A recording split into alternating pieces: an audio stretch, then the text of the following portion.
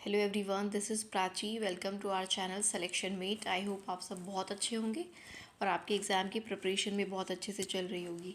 सो मैं सबसे पहले बता देती हूँ कि ये जो सेशन है PSSSB PRT के लिए डेडिकेटेड है, पार्ट बी के लिए। ठीक है, जो पार्ट बी 100 मार्क्स का आता है, जिसमें CTP साइकोलॉजी, टीचिंग मेथडोलॉजीज़, इन सब टॉपिक से क्वेश्चंस पूछे जाते हैं। ठीक है, उसको हम यहाँ पर कवर कर रहे हैं और उसी के लिए हम DSSB PRT 2018 के पेपर्स को यहाँ पर डिस्कस कर रहे हैं। अब तक 2 पेपर कंप्लीट डिस्कस हो चुके हैं और ये 3rd पेपर हमारा चल रहा है। 50 क्वेश्चन इससे पहले वाले सेशन में वीडियो में आपको मिल जाएंगे। चैनल पर जाकर देख लेना, ऊपर ही आपको वीडियोस मिल जाएंगी वीडियोस के सेक्शन में। और बाकी के 50 क्वेश्चंस हम आज के जो सेशन होगा उसमें देखेंगे। ठीक है, PYQ जितने ज़्यादा हम करेंगे उतना अच्छे से एनालिसिस कर पाएंगे कि किस किस टॉपिक से सवाल पूछे जाते हैं और क्या वेटेज है क्वेश्चंस का। ठीक है, कि किस टॉपिक से कितने क्वेश्चंस आ रहे हैं। तो एक अच्छा हमारे पास ओवरऑल यहाँ पर एक व्यू आ जाएगा कि हमें क्या क्या तैयार करना है। मैं आपको पहले भी बता चुकी हूँ। पहले हम PYQ से शुरू कर रहे हैं। आगे चलकर अगर आप लोग बोलते हैं तो हम स्टार्ट करेंगे थियोरेटिकल चीज़ों को भी। ठीक है, थ्योरी वाइज NIOS में जो भी चीज़ें हैं, इग्नू में जो भी एग्ज़ाम में पूछी जाती हैं उनको भी कवर करेंगे अगर आप लोग डिमांड करते हैं तो। अदरवाइज़ PYQs तो हमारे चलते ही रहेंगे। ठीक है, जिससे आपके अच्छे से प्रैक्टिस होती रहे, एनालिसिस होता रहे कि किस टॉपिक से क्या पूछा जाता है। तो चलिए बिना देरी के वीडियो को हम शुरू करते हैं और एंड तक पूरा वीडियो आप ज़रूर देखिएगा। डेफिनेटली 100% आप यहाँ से कुछ ना कुछ सीख कर ज़रूर जाएंगे। पहला क्वेश्चन आपके सामने है, ध्यान से सुनिएगा। What measures should be taken for language development of a children? किसी भी बच्चे की भाषा के विकास के लिए जो मेजर है वो क्या, मतलब एक पहल है वो क्या लेनी चाहिए। तो giving primary education in mother tongue. सबसे पहले एजुकेशन, प्राइमरी एजुकेशन बच्चे को दी जाती है।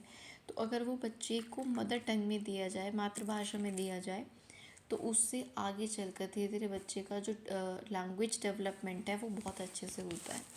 ठीक है, फिर वो जो सेकंड लैंग्वेज होती है उसको भी अच्छे से एक्वायर कर सकता है। लेकिन इनिशियली उसको किस पर फोकस करवाना चाहिए टीचर को? मदर टंग पे, यानी कि प्राइमरी एजुकेशन हो वो मदर टंग में दी जानी चाहिए। बढ़ते हैं चलिए अगले क्वेश्चन पर। अगला क्वेश्चन है आपके सामने, children can acquire any other language other than there mother tongue. ठीक है, तो ये कह रहा है कि चिल्ड्रन जो हैं किसी भी अदर लैंग्वेज को एक्वायर कर सकते हैं, सीख सकते हैं, किसके अलावा? मदर टंग के अलावा। ठीक है, तो other than there mother tongue through peer group. ठीक है, उनके जो सहपाठी होते हैं, मित्र होते हैं, फ्रेंड्स होते हैं, उनसे बच्चे सेकंड लैंग्वेज एक्वायर कर सकते हैं, सिवाय किसके? मदर टंग के। ठीक है, मातृभाषा के अलावा जो भी हम दूसरी भाषा बच्चों को सिखाते हैं, बच्चा सीखता है दूसरों से, अपने फ्रेंड से, ग्रुप से सुन सुन कर वो एक्वायर उसको कर लेता है। ठीक है, अगला क्वेश्चन है, talking to myself is the most stimulating conversation. Talking to myself is the most stimulating conversation I have all day. Thoughts are encoded into language. This was, ये वाइगॉत्स्की ने कहा था। ठीक है, क्या कहा था? फिर से सुनना। अपने आप से बात करना सबसे ज़्यादा एनर्जेटिक या स्फूर्तिदायक एक कन्वर्जेशन होती है, वार्तालाप होता है, जो मैं पूरे दिन करता हूँ। क्या? खुद से बात। तो खुद से बात की बात कौन करते हैं? ये बात करते हैं वाइगॉत्स्की। ठीक है, तो याद रखना ये किसने कहा था। तो इन्होंने कहा विचार भाषा में कूटबद्ध होते हैं, thoughts are encoded in language. Of course जो हमारे थॉट्स होते हैं वही भाषा के रूप में बाहर आते हैं। तो ये वाइगॉत्स्की ने बोला है। वाइगॉत्स्की से पहले भी पेपर्स में बहुत क्वेश्चंस पूछे गए हैं, तो ये बहुत ज़्यादा आपके लिए इंपॉर्टेंट हो जाते हैं। वाइगॉत्स्की को आपको अच्छे से पढ़ना है। तो याद रखना, talking to myself is the most stimulating conversation I have all day. तो ये किसने बोला? ये किसका विचार था? वाइगॉत्स्की। नेक्स्ट क्वेश्चन है, children learn a language out of a desire. बिना इच्छा के बच्चा अगर कोई भाषा सीख रहा है, या बच्चा किस इच्छा से भाषा सीखता है? For communication, of course communicate करने के लिए अपनी बात दूसरे तक, कम्युनिकेशन क्या होता है, दूसरे की बात समझना, अपनी बात दूसरे तक पहुंचाना, वही तो कम्युनिकेशन होता है। तो चिल्ड्रन लैंग्वेज को लर्न करता है इच्छा से, किस इच्छा से, कम्युनिकेट करने की, रीडिंग करने के लिए नहीं, लिसनिंग के लिए नहीं, राइटिंग के लिए नहीं, ओवरऑल कम्युनिकेशन के लिए बच्चा कोई भी भाषा सीखता है, ये याद रखिएगा। अगला क्वेश्चन है, रिसेप्टिव स्किल्स की बात हो रही है, dash skills in language learning are called receptive skills. आपसे क्वेश्चन पूछा जा सकता है कि रिसेप्टिव स्किल्स क्या होते हैं, तो सुनना और पढ़ना, याद रखना, सुनना और पढ़ना ही रिसेप्टिव स्किल्स में आते हैं। ग्राह्य कौशल यानी कि जिनको हम ग्राह्य यानी कि दूसरे से ग्रहण कर सकते हैं, इन कौशल्स को, सुनना और पढ़ना, ये दो जो होते हैं रिसेप्टिव स्किल्स में आते हैं। ये आप याद कर लेना अच्छे से, ठीक है। सुनते हैं हम किसकी, दूसरे की, है ना, सुनना, ठीक है, लिसनिंग, इस तरह से मतलब कैसे भी कनेक्ट करके याद कर लेना। और दूसरा आपका रीडिंग यानी पढ़ना, सुनना और पढ़ना, लिसनिंग एंड रीडिंग, ये क्या है, रिसेप्टिव स्किल्स है, इनको आप याद रखिएगा। अगला क्वेश्चन है, it is best to learn a second language. तो सेकेंड लैंग्वेज को लर्न करने का बेस्ट क्या तरीका है, through constant contact with native speakers in their own society, ठीक है। अगर आप उस लैंग्वेज को बोलने वालों के साथ कॉन्स्टेंटली कांटेक्ट में हैं, तो वो बेस्ट तरीका होता है किसी भी सेकंड लैंग्वेज को सीखने का, ठीक है। देशीय वक्ताओं से उनके अपने समुदाय में लगातार संपर्क के माध्यम से, अगर आप उनसे कनेक्टेड हैं तो कोई भी सेकंड लैंग्वेज मतलब जो लोग बोलते हैं उनसे आप लगातार कनेक्टेड हैं, तो आप इजीली सेकंड लैंग्वेज को सीख सकते हो। क्या आपने यहाँ पर एक चीज़ नोटिस की, क्या आप टॉपिक्स को नोटिस कर रहे हो, यहाँ पर लैंग्वेज से कितने सारे क्वेश्चंस बैक टू बैक आए हैं, इससे पहले वाइगॉत्स्की से आए थे, ठीक है। तो ये भी आप नोट डाउन करते जाना, लैंग्वेज इंपॉर्टेंट हो जाता है। अगला question, linguistic interference occurs when, भाषाई हस्तक्षेप कब होता है, लिंग्विस्टिक इंटरफियरेंस कब आता है, यानी कि भाषा से रिलेटेड जो इंटरफेरेंस आता है वो कब आता है, when people learn a second language और डायलेक्ट, जब कोई भाषा का हस्तक्षेप तभी होगा, या तो आप एक सिंपल एक ही भाषा अपनी मदर टंग बोलते जा रहे हो तो उसमें तो भाषा का कोई हस्तक्षेप या इंटरफेरेंस है ही नहीं। जब आप सेकंड लैंग्वेज को लर्न करते हो, ठीक है, तो एक लिंग्विस्टिक इंटरफेरेंस देखने को मिलता है, भाषाई हस्तक्षेप देखने को मिलता है जब आप दूसरी भाषा या बोली को सीखते हो। अगला क्वेश्चन है, the method which enables a person to discover or learn something for themselves is known heuristic method. बहुत सारे मेथड्स आप पढ़ते हो, heuristic, problem solving method, decision making, और भी कई सारे मेथड हैं, है ना, क्वेश्चन आंसर मेथड, काफ़ी सारे मेथड्स होते हैं। ह्यूरिस्टिक मेथड होता है, तो इन मेथड्स में क्या होता है, आप खोज करके सीखते हो, डिस्कवर करके सीखते हो। तो ये पूछा है कि जब आप खोज करके कोई चीज़ सीखते हो, समझते हो, तो उसको ह्यूरिस्टिक मेथड बोला जाता है या खोज विधि बोला जाता है। ये आपके मेथड से सवाल आ गया है, ठीक है। ये कौन से टॉपिक से, मेथड से, क्लियर। चलो आगे बढ़ते हैं। Which of these is a not a higher level of objectives underlying teaching mathematical subject. Mathematics को पढ़ाने के जो ऑब्जेक्टिव्स हैं इनमें से वो क्या नहीं है, तो देखो लगभग और सभी सब्जेक्ट्स में मैथमेटिक्स को छोड़ दें तो रोट लर्निंग कहीं ना कहीं काम आती है, काम आती है। हिस्ट्री ज्योग्राफी आप में आपको ऑब्वियसली चीज़ें याद करनी होती हैं, साइंस में सब कुछ याद नहीं करना होता पर काफ़ी कुछ होता है जो रोट लर्निंग के द्वारा आप करते हो। लेकिन हायर लेवल ऑफ ऑब्जेक्टिव्स में बिल्कुल भी नहीं आता, कोई सी भी ऑब्जेक्टिव्स में नहीं आता है road memorisation.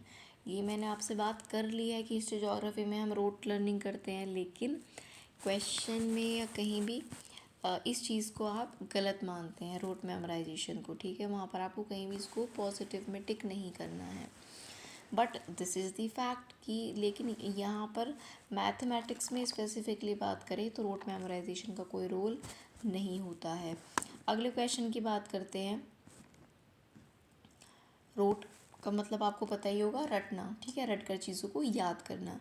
Which of these factors need not to be considered while making use of particular method and pedagogic resource in mathematics। इनमें से आप कौन से फैक्टर को कंसीडर नहीं करोगे जब आप बना रहे हो, आप किसी पर्टिकुलर मेथड को यूज़ कर रहे हो एंड पेडागोजिक रिसोर्स को यूज़ कर रहे हो, स्पेशली इन मैथमेटिक्स। तो यहाँ पर आप ऑब्जेक्टिव्स जो आपको अचीव करने हैं वो आपको पता होने चाहिए। अवेलेबिलिटी ऑफ रिसोर्सेज जो यूज़ करनी है, रिसोर्सेज वो अवेलेबल है या नहीं ये पता होना चाहिए। लर्नर की कैपेबिलिटीज़ क्या है ये पता होना चाहिए। यहाँ पर टीचर की सीनियरिटी क्या है, टीचर कितना सीनियर है, डजेंट मैटर। तो ये तो पूछा है कि क्या ऑब्जेक्टिव नहीं होगा इनमें से मैथमेटिक्स को पढ़ने का, सीखने का। तो सीनियरिटी ऑफ अ टीचर इसमें मैटर नहीं करता, ये बाकी चीज़ें करती हैं कि क्या ऑब्जेक्टिव है जो हमें अचीव करना है, क्या क्या रिसोर्सेज हमें यूज़ करनी है और यूज़ जो करनी है क्या वो अवेलेबल है या नहीं, और लर्नर्स की क्या कैपेबिलिटीज़ हैं ये हमें पता होना चाहिए। अगला question, mathematical games and puzzles are an example of which of these methods. तो देखो पजल्स को हम क्या करते हैं, प्ले करते हैं, खेलते हैं। गेम्स को भी क्या करते हैं, खेलते हैं। पजल भी एक तरह का प्ले ही होता है ना, तो ये प्ले वे मेथड में आता है। अब देखो मैथमेटिक्स की टीचिंग से रिलेटेड, मैथमेटिक्स से रिलेटेड यहाँ से आपको क्वेश्चन पूछ लिए गए हैं, ठीक है, ठीक ठाक क्वेश्चंस पूछ लिए गए हैं, 2 से 3 तो आपने अभी देख लिए। तो ये नोट डाउन कर लेना, ठीक है। टॉपिक्स को समझ लेंगे ना आप, एक बार नोट डाउन कर लेंगे तो आपके लिए बहुत इजी हो जाएगा पढ़ना।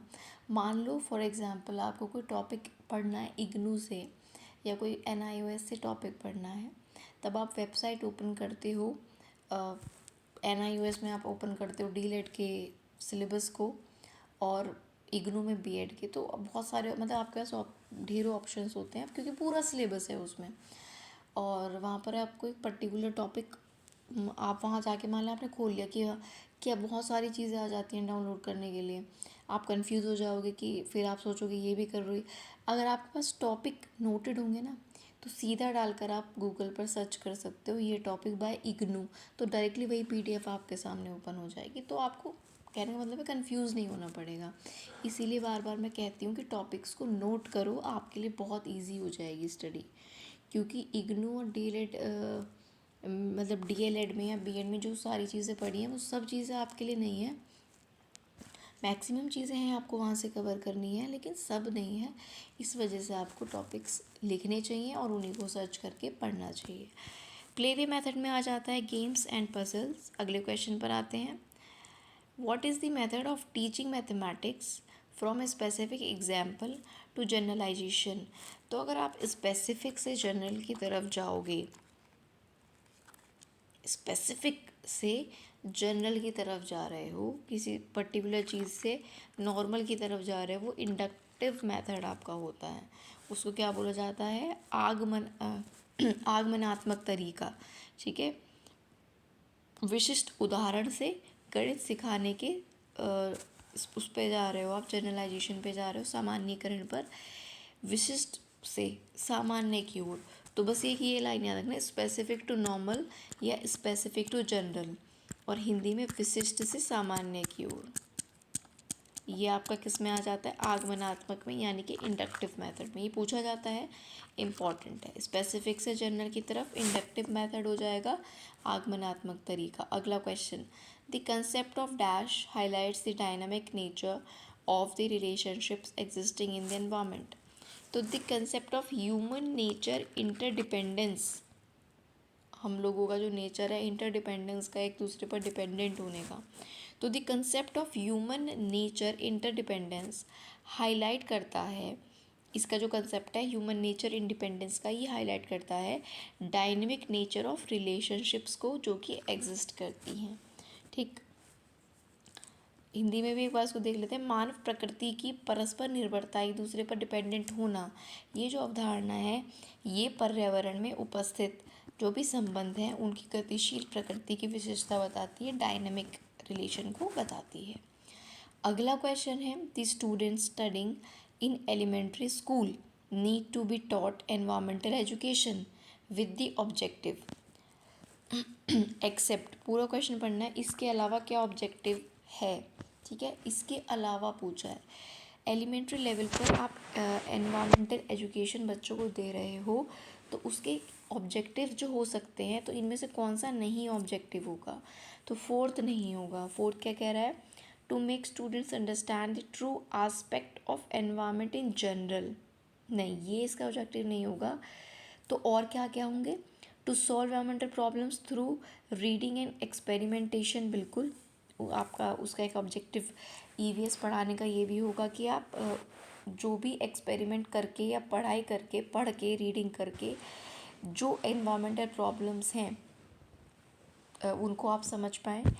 To build values and attitude for harmony and peace, to build understanding of changes happening in the world, ये भी करेक्ट है, ठीक है। To solve environmental problems through reading and experimentation.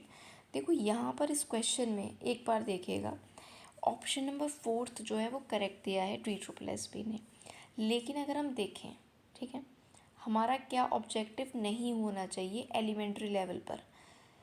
Values attitude build करना, understand करना कि world में क्या हो रहा है, स्टूडेंट को अंडरस्टैंड करना कि एनवायरनमेंट का ट्रू आस्पेक्ट है क्या, और यह सॉल्व करना प्रॉब्लम्स को। तो मुझे लगता है इसका आंसर जो है, इसका ऑब्जेक्टिव फर्स्ट वाला नहीं होना चाहिए, फर्स्ट आंसर इसका होना चाहिए। आपका क्या मानना है ये आप कमेंट करके बताना। एक बार हिंदी में भी पढ़ लेते हैं इसको। प्राथमिक स्कूलों में पढ़ रहे छात्रों को निम्न उद्देश्यों के साथ पर्यावरण संबंधी शिक्षा पढ़ाए जाने की ज़रूरत है, सिवाय किसके? ठीक है, सिवाय किसके? सामान्य रूप से छात्रों को पर्यावरण के वास्तविक पहलुओं को समझने योग्य बनाना, आसपास की दुनिया को समझना, सामान्य शांति होना, गहन पठन और प्रयोग के माध्यम से समस्याओं को हल करना। नहीं, हाँ देखो ये फर्स्ट ही होगा इसका, मुझे 99% तो श्योर है, बाकी आप लोग भी अपना व्यू बताना, क्योंकि प्राइमरी लेवल पर, एलिमेंट्री लेवल पर हम बच्चों से ये एक्सपेक्ट थोड़ी ना करेंगे कि वो गहन पठन और प्रयोग करके एक प्रॉब्लम को सॉल्व करें, नहीं। तो इसका फर्स्ट आंसर होना चाहिए। नेक्स्ट क्वेश्चन पर आ जाते हैं। TSSB ने फोर्थ इसका दिया है, along with the biology and ecology, ठीक है, the dash teachers are expected to have knowledge about physical geology, meteorology and oceanography. तो यहाँ पर ईवीएस की बात हो रही है, ईवीएस टीचर की बात यहाँ पर हो रही है, किसकी? ईवीएस टीचर की। ये कह रहे हैं along with biology and ecology, जो ईवीएस का टीचर होता है उससे एक्सपेक्ट किया जाता है कि उसको फिजिकल जियोलॉजी, मेट्रोलॉजी और ओशनोग्राफी की भी उसको नॉलेज हो। ये सब क्या है? भौतिक, भूविज्ञान, मौसम विज्ञान, समुद्र विज्ञान, ये सब है, ठीक है, इनकी भी नॉलेज है उसको, पर्यावरण विज्ञान के टीचर को। अगला क्वेश्चन है, which of the following pedagogical principles need to be kept in view while organizing the teaching learning of EVS. अब ईवीएस से लगातार क्वेश्चन आपसे पूछे जा रहे हैं, ठीक। तो ईवीएस की टीचिंग लर्निंग को ऑर्गेनाइज करने के लिए इनमें से क्या क्या आस्पेक्ट हमें अपने माइंड में रखने चाहिए? तो ए, डी और बी जो है वो करेक्ट होगा, ए, बी और डी पढ़ लेते हैं। पहला है एक्टिव पार्टिसिपेशन, बिल्कुल होना चाहिए। दूसरा है encourage learning beyond four walls of, जो चार दीवारी है क्लास की उसके बाहर की भी इंफॉर्मेशन से कनेक्ट करके चीज़ें पढ़ाई जाएँ, करेक्ट है। Children enjoy learn more with hands on activity, बच्चे इन्जॉय करते हैं और हैंड मतलब एक्टिविटीज़ करके ज़्यादा, ये भी ठीक है। सी जो है इसका नहीं होगा, देख लेते हैं सी में क्या कहता है। Sensitize children to wide differences that exist within their classmates so that they can work in homogeneous groups, ये बच्चे ग्रुप्स में उनमें डिफरेंसेस बताए जाएं बच्चों में, और जिससे वो अपने अपने ग्रुप में काम कर पाएँ, ये नहीं होगा। बच्चों को उनके सहपाठियों में उपस्थित मतभेदों के विषय में सेंसिटिव बनाओ जिससे वे समांगी समूहों में कार्य कर सकें, ऐसा नहीं है ना जिसके साथ वो चाहे काम कर सकें, ऐसा नहीं है। तो ये चीज़ सारी होंगी, बच्चे एक्टिव रहें, चार दीवारी से बाहर की दुनिया से उन्हें कनेक्ट किया जाए, नॉलेज दी जाए और एक्टिविटीज़ के माध्यम से ज़्यादा बच्चे सीखें। अगला question, what are the important learning outcomes of EVS at elementary school level. Elementary school level पर, प्राइमरी लेवल पर इम्पॉर्टेंट लर्निंग आउटकम्स क्या होनी चाहिए कि हम ईवीएस जो पढ़ा रहे हैं किस आउटकम के लिए पढ़ा रहे हैं? तो सेकंड ऑप्शन देखिएगा, awareness about natural and social environment and understanding need to conserve and protect the natural resource. बच्चों को मेन क्या ज्ञान देना है प्राइमरी लेवल पर ईवीएस के बारे में, कि बच्चा नेचुरल और जो सोशल एनवायरनमेंट है उसे समझ पाए, और ये समझ पाए कि हमें अपने नेचर को और रिसोर्सेज को कंज़र्व करने की, बचाने की, प्रोटेक्ट करने की कितनी ज़रूरत है। बस ये आप बच्चे को सिखा पाओ, समझा पाओ प्राइमरी लेवल पर अबाउट ईवीएस, तो ये मोर देन सफिशिएंट होता है। चलिए अगले क्वेश्चन पर आते हैं। अगला आपसे कहता है why social science must be included in the core curriculum. Core curriculum में सोशल साइंस क्यों होना चाहिए? Because it provides real life situations on the learner. Social science real life situations से कनेक्ट करता है, इसीलिए कोर करिकुलम में होना चाहिए। अगले क्वेश्चन पर आते हैं। Celebration of national and international days and regional festivals, field trips to historical and cultural places, organization of mock and model parliament are the activities to be conducted under social science club। तो question ऐसे भी पूछा जा सकता है कि social science club से related क्या क्या एक्टिविटीज़ कंडक्ट की जा सकती हैं। सोशल साइंस क्लब से रिलेटेड क्या क्या एक्टिविटीज़ कंडक्ट करवाई जा सकती हैं? तो क्या सेलिब्रेट करना नेशनल और इंटरनेशनल डेज़ को, रीजनल फेस्टिवल्स को, फील्ड ट्रिप्स कराना, हिस्टोरिकल प्लेसेस पर, कल्चरल प्लेसेस पर बच्चों को ले जाना, mock and model parliament organize करना, ये सब सोशल साइंस क्लब के अंदर एक्टिविटीज़ जो है आती हैं। अगला question, what are the aims of teaching social science. Math से पढ़ लिए क्वेश्चन, ईवीएस से पढ़ लिए, अब सोशल साइंस से चल रहे हैं। सो कह रहा है कि एम्स क्या है स्कूल में सोशल साइंस को पढ़ाने का, एम क्या होता है? तो डी एंड सी जो है वो करेक्ट है। डेवलपमेंट सोशल, बच्चों में सोशल और मोरल वैल्यूज़ को डेवलप किया जाए, ये सोशल साइंस पढ़ाने का मोटिव है। To show significance of mutual dependence, बच्चों को म्यूचुअल डिपेंडेंस का इम्पोर्टेंस बताया जाए कि एक दूसरे की कितनी ज़रूरत पड़ती है ना, हम एक दूसरे के लिए सब कितने इम्पोर्टेंट हैं, ये बच्चों को सिखाया जाए। ये एम होता है सोशल साइंस पढ़ाने का। तो डी और सी जो है ये आपके करेक्ट हो जाएंगे। अगला क्वेश्चन है आपके साथ, who invented zero in ancient mathematics. तो आर्यभट्ट का नाम आपने सुना ही होगा, हु इन्वेंटेड ज़ीरो। ठीक है, तो शून्य का आविष्कार किसने किया? आर्यभट्ट ने। अगला क्वेश्चन है, which intelligence is measured by solving mathematics problems. Mathematics को सॉल्व करने से आपकी लॉजिकल इंटेलिजेंस चेक होती है, याद रखना। अगेन क्वेश्चन फ्रॉम मैथमेटिक्स, फिर दो क्वेश्चंस मैथमेटिक्स के आ गए अभी तक। ठीक है, तो मैथमेटिक्स सॉल्व करने से आपकी तार्किक क्षमता चेक होती है, जो तार्किक शक्ति है आपकी, लॉजिकल इंटेलिजेंस है, वो मैथ्स में चेक होती है। नेक्स्ट है, who is the best learner of mathematics from following. इनमें से मैथमेटिक्स का बेस्ट लर्नर कौन होगा? Who right proper answer, who follow all step, who complete homework, who apply his knowledge and skills in new situation. Correct, fourth correct हो जाएगा। भाई जो अपने स्किल्स और नॉलेज को नई सिचुएशन पर अप्लाई कर पाए वो बेस्ट लर्नर होगा मैथमेटिक्स का। क्लियर? अगले क्वेश्चन पर चलते हैं। अगला कहता है, which method will you use to teach addition, subtraction, multiplication and to. आपको जोड़, घटा और गुणा, ठीक है, ये तीन चीज़ सिखानी है। मेथड कौन सा यूज़ करोगे? Play way method. पहले भी क्वेश्चन आ चुका है, इंपॉर्टेंट है। कैसे सिखाओगे? दो बच्चे एक साइड खड़े कर दिए, दो बच्चे एक साइड, फिर उनको साथ में खड़ा कर दिया, बताओ भी कितने हैं। तो ऐसा आप एडिशन सिखा सकते हो, ऐसे ही सब्ट्रैक्शन और मल्टीप्लिकेशन सिखा सकते हो।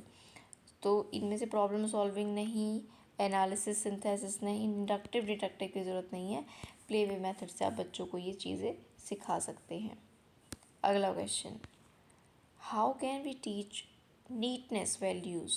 ठीक है, साफ़ सफाई की जो वैल्यूज़ होती हैं to students while teaching. Mathematics पढ़ाते पढ़ाते बच्चों को नीटनेस की वैल्यूज़ कैसे सिखाएं?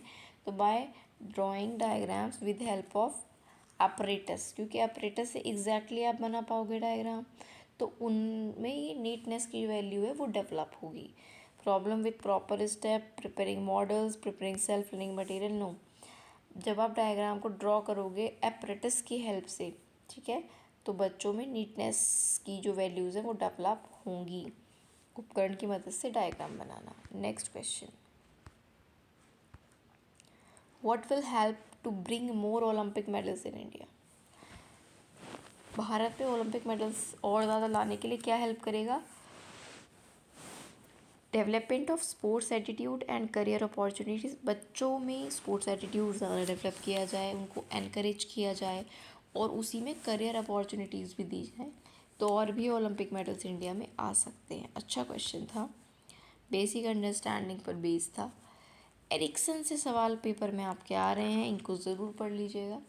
यहाँ पर क्या है कि which of the stages by Erikson refers to adolescence, identity versus role confusion.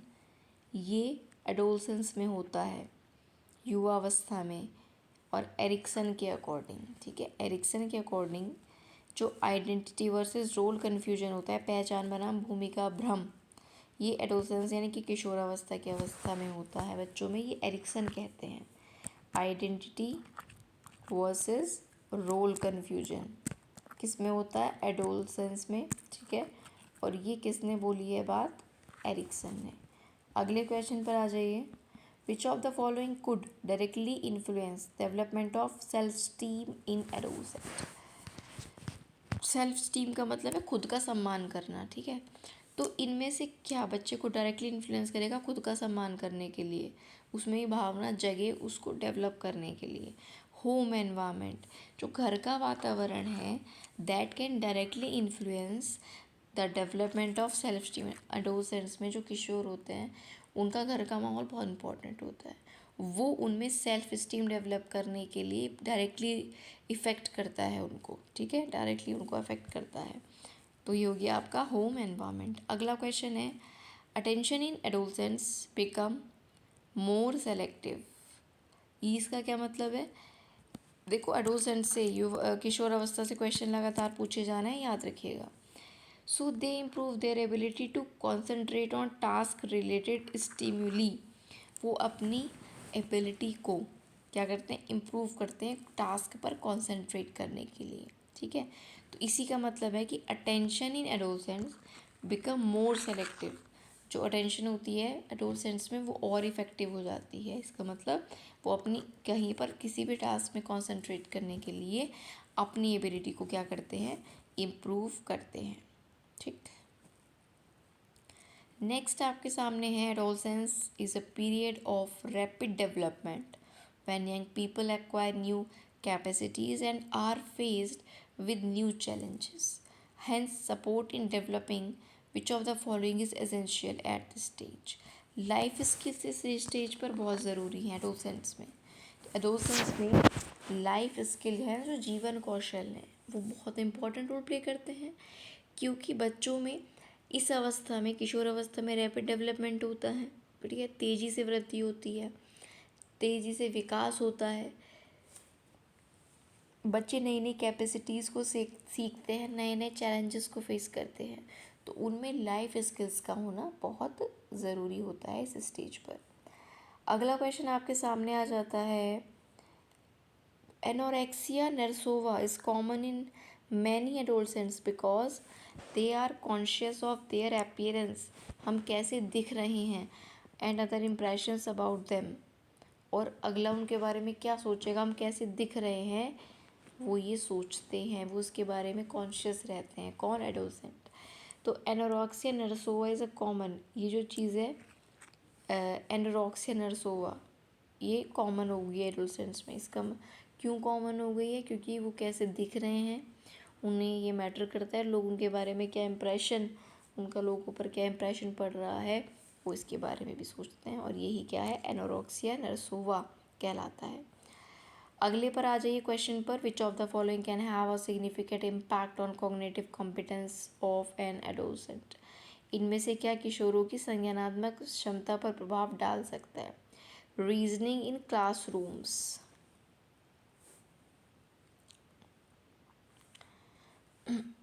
Response to situation, relationship with parents, recreational activities. देखो, बात यहाँ पर कॉग्निटिव डेवलपमेंट की हो रही है, कॉग्निटिव कॉम्पिटेंस की।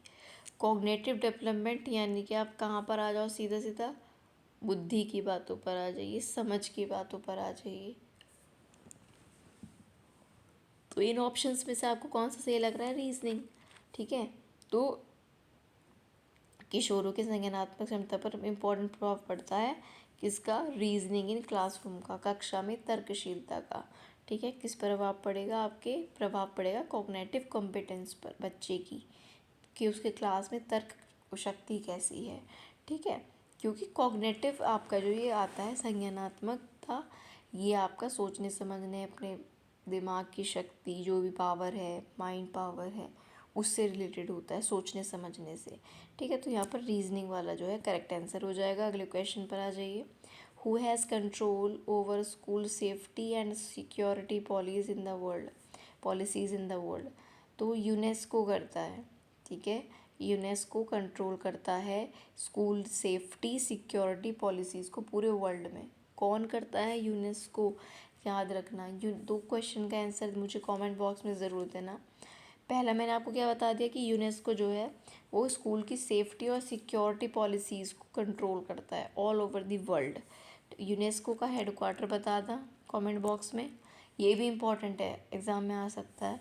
और यूनेस्को की फुल फॉर्म लिखना कमेंट बॉक्स में। जो लोग भी जेन्युइनली वीडियो देख रहे हैं, ये दो आंसर आपको कमेंट बॉक्स में ज़रूर करने हैं। अगर आपको नहीं पता तो सर्च करिए और सर्च करके उसके बाद कमेंट में आके लिखिए। अगले क्वेश्चन पर आ जाओ। What infrastructure is required for physically handicapped children in India? In school, sorry, physically जो हैंडीकैप्ड लोग हैं उनके लिए कैसा इंफ्रास्ट्रक्चर होना चाहिए बच्चों के लिए? तो लिफ्ट होनी चाहिए, स्लोप्स होनी चाहिए, कमोड चेयर्स होनी चाहिए, कंफर्टेबल बेंचेस होनी चाहिए। बिल्कुल, जो फिज़िकली चैलेंज्ड हैं या हैंडीकैप्ड है, ठीक है, उनकी लिफ्ट हो, ढलान यानी कि आपकी ढलान वाली चीज़ें, कमोड कुर्सियाँ हो बैठने वाली, और आरामदायक बेंच होनी चाहिए। अगला question, what can be the effects of N unhealthy canteen in a school? अगर किसी स्कूल में अनहेल्दी कैंटीन होगी तो उसका क्या इफ़ेक्ट होगा? हेल्थ हज़ार्ड होंगे स्टूडेंट और स्टाफ को, कॉमन सी बात है। हेल्थ रिलेटेड इशूज़ होंगे। How to prevent noise pollution in and around a school? किसी स्कूल के अंदर और आसपास नॉइज़ पोल्यूशन को कैसे प्रिवेंट कर किया जा सकता है, रोका जा सकता है? बाय मेंटेनिंग साइलेंस इन, अंदर साइलेंस मेंटेन करके, और बाहर around the school by putting school signal sign board, silence zone, preventing noise pollution by appointing traffic police. तो यहाँ पर बेस्ट ऑप्शन यही होगा कि आप क्लास में शांति बनाए रखें और अराउंड द स्कूल भी शांति बनाए रखें, मेंटेन करें साइलेंस को। अगला क्वेश्चन है, which is the most common problem faced by schools about sanitation? सफाई से रिलेटेड मोस्ट कॉमन प्रॉब्लम जो स्कूलों में देखने को मिलती है, पानी की कम सप्लाई होना, इनसफिशिएंट वाटर सप्लाई। याद रखना, सैनिटेशन की सबसे ज़्यादा प्रॉब्लम जो स्कूल में देखने को मिलती है वो पानी की कम सप्लाई के कारण मिलती है। अगला क्वेश्चन है, what is not the correct option to control strangers to maintain student safety in school? स्कूलों में छात्रों की सुरक्षा बनाए रखने के लिए अजनबियों को नियंत्रित करने का विकल्प सही नहीं है।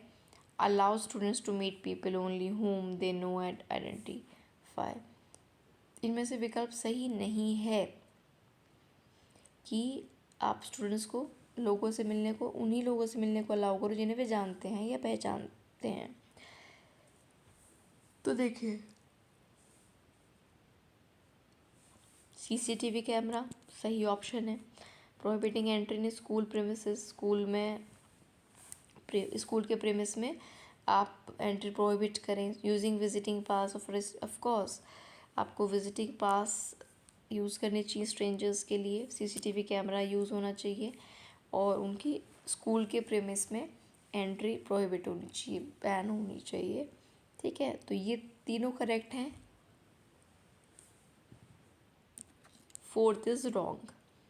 Next question, activities related to sensitization towards the weaker section of the society, participation in cleanliness drives in school and the neighborhood areas are the activities to be included in। ये सब आती है कम्युनिटी आउटरीच एक्टिविटीज़ में। क्या क्या आता है community outreach activities में? समाज के कमज़ोर वर्गों के प्रति संवेदनशीलता विकसित करने से संबंधित गतिविधियों में स्कूल और आसपास के क्षेत्रों में स्वच्छता अभियान में सहभागिता। ये सब किस में आता है? कम्युनिटी आउटरीच एक्टिविटीज़ में। नेक्स्ट क्वेश्चन है, आपको 4 ऑप्शंस दिए हैं और इनमें से फिर कहा है कि दीज आर दी ऑब्जेक्टिव्स। हुई किसके ऑब्जेक्टिव हैं ये चारों, ये पूछा है। ठीक है, पहला है to understand the process of planning and organizing work. Work को प्लान करना और ऑर्गेनाइज करने के प्रोसेस को समझना होगा। फिर कहता है to understand the need for a skill based and technology advance society. क्या नीड है स्किल बेस्ड और टेक्नोलॉजी एडवांस करने के लिए, सोसाइटी की क्या नीड है। To develop the skill for greater productivity. ठीक है, अच्छी प्रोडक्टिविटी के लिए स्किल्स को डेवलप करना। And the application of problem solving method. To develop respect for manual work, उसकी रिस्पेक्ट करना। ये smooth conduct of work education programme in the school के ऑब्जेक्टिव्स हैं, इंपॉर्टेंट है। चारों ऑब्जेक्टिव्स अच्छे से पढ़ लेना फिर से वीडियो को पॉज करके। Smooth conduct of work education programme in school, उसके क्या है, ये ऑब्जेक्टिव्स हैं। वर्क एजुकेशन का पहले नाम क्या था, कमेंट करके बताना। पिछली वीडियो में हमने क्वेश्चन पढ़ा है, ये सेपरेट क्वेश्चन आया था कि वर्क एजुकेशन को पहले क्या कहा जाता था। कमेंट करके आंसर इसका ज़रूर बताइएगा। नेक्स्ट क्वेश्चन है the productive work situations to be given to the students for teaching work education should be drawn from the area of. तो ये देखो आपका अब वर्क एजुकेशन से क्वेश्चंस आ रहे हैं, तो these should be drawn from the area of health, hygiene, recreation and community service. ठीक, productive work situation to be given to the students को प्रोडक्टिव वर्क सिचुएशन देनी चाहिए फॉर टीचिंग वर्क एजुकेशन। तो ये किस में से आएगा, health, hygiene, recreation and community service. अगला क्वेश्चन है an effective manager must be aware of his or her self awareness as it plays a very important significant role in determining managerial behaviour considering this which the following statement not true. तो ये कह रहा है कि effective manager जो होता है वो अवेयर होता है सेल्फ अवेयरनेस से, खुद की अवेयरनेस से, जहाँ वो एक इम्पॉर्टेंट रोल प्ले कर रहा है। ठीक है, अपने मैनेजरियल बिहेवियर में। तो इनमें से क्या गलत है, self awareness equals to self concept plus other perception, ये गलत होगा। ये बाकी तीनों रिलेशन करेक्ट है, इनको अच्छे से नोट डाउन कर लेना। सेल्फ अवेयरनेस क्या है, values plus believes plus motivations. Self awareness और क्या हो सकता है, abilities, feelings, strengths, weaknesses. Personal growth क्या है, self awareness minus self acceptance. तो इम्पॉर्टेंट है, तीनों को नोट डाउन कर लेना। अगले क्वेश्चन पर आते हैं।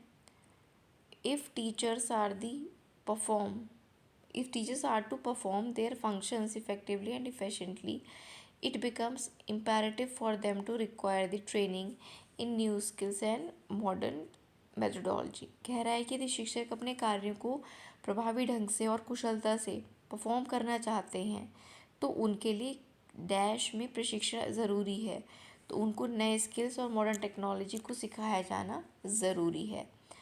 अगला क्वेश्चन आपके सामने आ जाता है the new rules under the right to education act mandates 75% members, कितना, 75% members of school management committee should be parents. 75% member होने चाहिए पेरेंट्स, किसके, member of school management committee के। ठीक है, so that effective monitoring mechanism can be established at the grass root level itself. तो 75% member अगर क्या होंगे, पेरेंट्स होंगे, तो इजीली सारी चीज़ें इफ़ेक्टिवली हो सकती हैं और ग्रास रूट लेवल तक जाएंगी। तो कितने परसेंट मेंबर्स होने चाहिए स्कूल मैनेजमेंट कमेटी में, 75% पेरेंट्स होने चाहिए, कितना, 75। Next question, what are the prime responsibilities of a teacher in PTA. ठीक है, पीटीए में टीचर की प्राइम रिस्पॉन्सिबिलिटी क्या होती है, तो ए, सी और डी यहाँ पर करेक्ट होंगे, ए, सी और डी। ए कहता है identify parents who are interested in school business and educational issues. फिर थर्ड कहता है taking initiative to acquaint committee members with one another, assigning sufficient number of teachers who are enthusiastic in home school affairs। तो PTA में जो prime responsibility है, ठीक है, school में, वो क्या है? स्कूल के व्यवसाय और शैक्षिक मामलों में रुचि रखने वाले अभिभावकों की पहचान करिए। समिति के सदस्यों को एक दूसरे से परिचित कराइए और घर स्कूल के मामलों में उत्साही शिक्षकों को पर्याप्त संख्या में अपॉइंट करिए। ठीक है, ये क्लियर हो गया। अगले पर आते हैं। Mentoring is a natural role taken by teachers along with the other managerial functions. This can have positive or negative effect on children. The mentoring majorly includes, mentoring में क्या आता है ये पूछा है। ठीक है, तो mentoring जो होती है नेचुरल रोल होता है जो कि टीचर्स का होता है, मेंटोर करना। ठीक, अलॉन्ग विद अदर, और भी उसके जो मैनेज करने वाले काम होते हैं वो उनके साथ साथ। तो ये कह रहा है कि दिस कैन हैव पॉजिटिव और नेगेटिव इफ़ेक्ट ऑन चिल्ड्रन। ठीक, इसके जो हो सकते हैं पॉजिटिव या नेगेटिव इफ़ेक्ट्स हो सकते हैं बच्चों पर। So this mentoring majorly includes, इसमें मेजरली क्या क्या आएगा?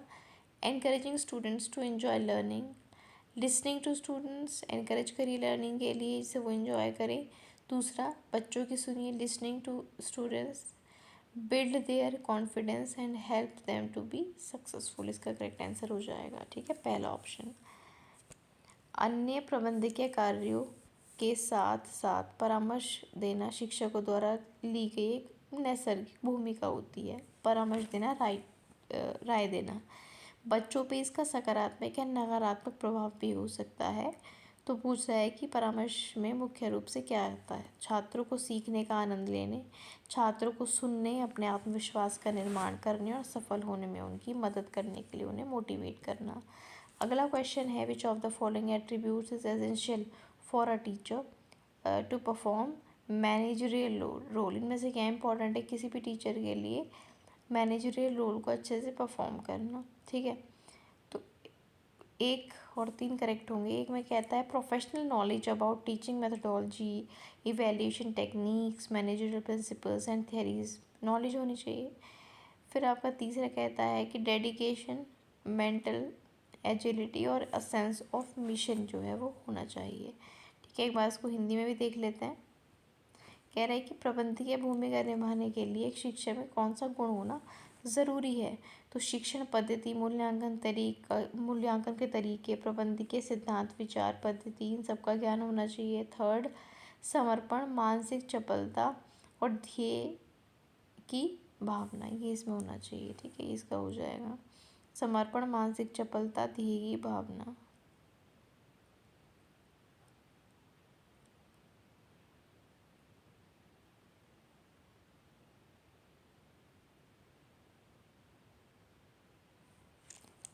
अगले क्वेश्चन पर आ जाते हैं, number 98। What are the important managerial roles of primary school teachers in school organisation? भाई, प्राइमरी स्कूल टीचर का स्कूल को ऑर्गेनाइज करने में क्या सबसे बड़ा मैनेज करने वाला रोल होता है? तो ए और सी यहाँ पर करेक्ट होंगे। ए कहता है इस्टेब्लिश एन ऑर्डरली, सिक्योर और हेल्दी लर्निंग एनवायरनमेंट को इस्टेब्लिश करना। ठीक, सी कहता है manage challenging and complex situations in a manner that demonstrate quality, fairness and justice. तो ए और सी यहाँ पर करेक्ट हो जाएंगे। कोई अगर क्वेश्चन आपको लगता है फिर से पढ़ना चाहिए तो आप कभी भी वीडियो को पॉज करके पढ़ सकते हैं। वीडियो को जितनी बार चाहें उतनी बार देख सकते हैं जब तक आपको अच्छे से समझ ना आ जाए। अगला question, research and field work जो है वो शो करता है दैट पेरेंट स्कूल पार्टनरशिप, किसकी बात चल रही है? Parent school partnership improve schools, strengthen families, build community support and increase students achievement and success। तो किसकी बात हो रही है? पेरेंट टीचर कम्युनिकेशन की। अगला क्वेश्चन है and the last but not the least, 200, coordinating resources and services, resources और सर्विसेज से कोऑर्डिनेट करना। ठीक है, for families, students and the school with community group wise, businesses, agencies, cultural and civic organizations and colleges और universities called and school community collaboration। ठीक है, यहाँ पर ये क्या कह रहा है कि परिवार, छात्र और व्यवसाय एजेंसियां, सांस्कृतिक और नागरिक संगठनों जैसे सामुदायिक समूहों को साथ लेकर चलने वाली स्कूल और कॉलेजों या विश्वविद्यालयों के लिए संसाधनों और सेवा के समन्वय के कोऑर्डिनेशन को स्कूल सामुदायिक सहयोग कहा जाता है। यहाँ पर सेकंड ऑप्शन जो है वो आपका करेक्ट हो जाएगा। ठीक है, तो यहाँ पर हमारे हो जाते हैं 3 पेपर खत्म। ठीक है, 3 पेपर PYQ यानी कि 300 क्वेश्चन हमने कर लिए हैं। अब हम अगले पेपर के साथ आपको मिलेंगे नेक्स्ट वीडियो में। पहली वीडियोस नहीं देखी तो बेटा ज़रूर जाकर देख लेना, आपके बहुत काम आएंगी। जैसे मैंने बोला है नोट डाउन करते रहना टॉपिक्स को, तो वो भी ज़रूर कर लेना। ठीक है, पहली वीडियोस देख लेना। डिस्क्रिप्शन में हमारे टेलीग्राम का लिंक भी है, आप चाहे तो वहाँ भी ज्वाइन कर सकते हैं, जहाँ पर हम इम्पॉर्टेंट चीज़ों को डिस्कस भी करते हैं। साथ ही साथ वीडियो आती है तो वहाँ भी डायरेक्टली आपको उसका लिंक वीडियो का मिल जाएगा टेलीग्राम पर। बाकी वीडियो अच्छा लगा हो तो लाइक किए बिना मत जाना, लाइक कर देना, अपने दोस्तों के साथ शेयर भी कर देना। और आगे इसी तरह हमारे साथ पढ़ना चाहते हैं तो चैनल को सब्सक्राइब करके बेल आइकन ज़रूर प्रेस करिएगा। अब हम आपके साथ PYQ तो डिस्कस कर ही रहे हैं, साथ ही साथ अब नोटिफिकेशन EMRS का भी आया हुआ है और DSSB TGT का भी, बहुत लोग जो PRT का भी देंगे और TGT का भी। तो इन सब चीज़ों को कैसे साथ में लेके चलें, किस पर फोकस करें। उधर यूपी में LT का एग्ज़ाम देंगे जो BEd वाले हैं, तो ये बहुत सारी चीज़ें लाइन अप हैं। CTET का एग्ज़ाम आगे आने वाला है। सब चीज़ों को लेकर भी हम आपसे किसी सेपरेट वीडियो में बात करेंगे। और सारे जो टॉपिक्स हम नोट कर रहे हैं, है ना, उनको भी आपको एक वीडियो में बता देंगे, नोट करवा देंगे कि किस किस टॉपिक को आपको अच्छे से कवर करना है। ठीक है, तो चलिए इस वीडियो में इतने रखेंगे। लाइक, शेयर और सब्सक्राइब करना आपका काम है, वो करते रहिएगा। ठीक है, थैंक यू।